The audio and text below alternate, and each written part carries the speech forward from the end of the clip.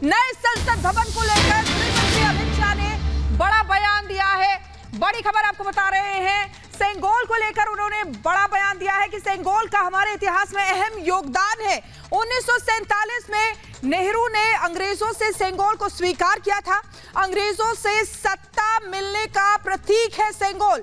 28 मई को प्रधानमंत्री नरेंद्र मोदी नई संसद में स्थापित करेंगे ये सेंगोल और न्यायपूर्ण शासन का प्रतीक है सेंगोल।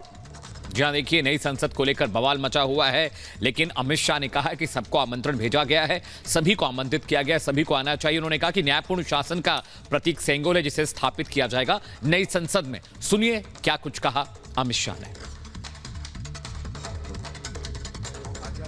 अमृत महोत्सव में प्रधानमंत्री जी ने जो कुछ लक्ष्य तय किए थे, उसमें एक लक्ष्य हमारी ऐतिहासिक परंपराओं का सम्मान और उसका पुनर्जागरण भी था। ये सेंगोल उसी लक्ष्य की परिपूर्ति के लिए आज मैं आपके सामने इसकी इंफॉर्मेशन को लेकर आया हूं। ये घटना जुड़ी है आजादी की क्षण के साथ। 14 अगस्त 1947 की रात को एक बहुत महत्वपूर्ण ऐतिहासिक और अनोखी घटना ने आकार लिया था, जिसकी 75 साल के बाद आज देश के अधिकांश नागरिकों को जानकारी नहीं है। यह सेंगोल जो अभी आपने स्क्रीन पर देखा था, उसने हमारे इतिहास में एक अहम भूमिका निभाई है और ये सेंगोल अंग्रेजों से भारतीयों के साथ सत्ता के हस्तांतरण का एक प्रतीक बना था। इस घटना के ऐतिहासिक महत्व को जानने के बाद आप सभी को आश्चर्य होगा कि इतने सालों तक ये हमारे सामने क्यों नहीं आई। जब इसकी जानकारी प्रधानमंत्री जी को मिली, इस पर गहराई से विचार करने के बाद प्रधानमंत्री जी ने इसकी गहन जांच के आदेश दिए और फिर निर्णय लिया कि गौरवमयी प्रसंग को ध्रुव तारे के समान, परंपराओं के ध्रुव तारे के समान देश के सामने रखना चाहिए। इसीलिए हमारे नए संसद भवन के लोकार्पण के दिन को चुना गया। अब मैं थोड़ा इस घटना के बाद में आपको बताऊंगा।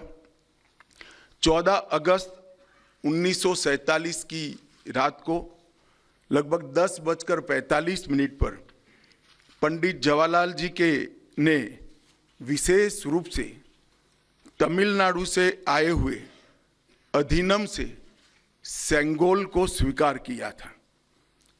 उन्होंने इसे अंग्रेजों से भारत को सत्ता प्राप्त करने के प्रतीक के रूप में पूर्ण विधि विधान के साथ स्वीकार किया था।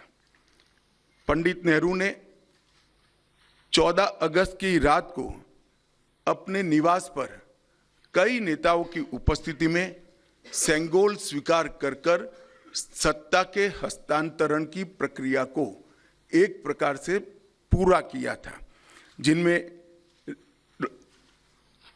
श्री राजेंद्र प्रसाद भी थे, जो बाद में हमारे राष्ट्रपति बने। इसी बीच एक और बड़ी खबर आपको बता दें, नई संसद के उद्घाटन पर विपक्ष के विरोध पर भी बोले गृह मंत्री अमित शाह।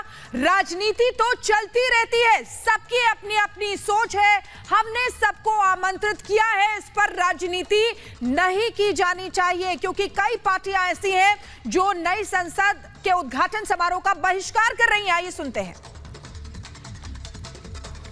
मैंने पहले ही किया कि राजनीति को इसके साथ मत जोड़िए। एक बड़ी भावात्मक प्रक्रिया हमारी पुरानी परंपराओं से नए भारत को जोड़ने की, इसको इतने ही सीमित अर्थ में देखना चाहिए। राजनीति अपनी जगह पे चलती है और सब अपनी अपनी क्षमता से, सोचने की क्षमता के अनुसार रिएक्शन भी देते हैं और काम भी करते हैं।